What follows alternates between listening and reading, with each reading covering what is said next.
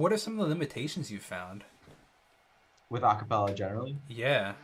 I mean, Like, range, obviously. Uh, well, when you're working with pentatonics, that doesn't seem to be much of an issue. I mean, there's still a limit. Everyone Of has. course. Yeah, yeah. Um, and yeah, I mean, it comes down to the specific voices that I'm working with. Of course. And number of parts is obviously a big limitation. So for most of the covers, we're trying to stick to just what they can do live, plus maybe a little layer here or there, but not relying on that. Hmm. Uh, and yeah, range, layering, timbre, like you mentioned, just the fact that a voice is a voice, and you can have different syllables, you can have different vowel sounds, but ultimately, at the end of the Hmm. day, it's still a Yeah. voice. So those are the big three limitations, I would say. With timbre, like if say for example one artist leaves the group, do you have to does that adjust? Obviously, the new member will have a different timbre.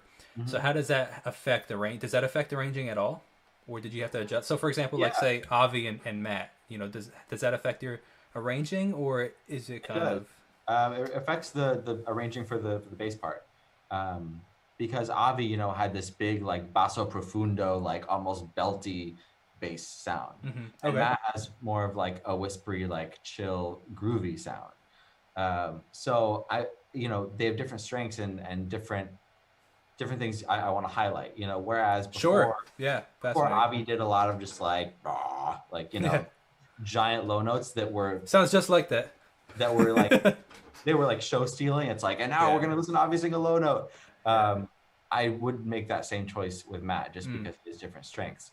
mm-hmm, So he's more of just like rhythm bass, and he has a mm, beautiful solo range too. So it's just like featuring different things.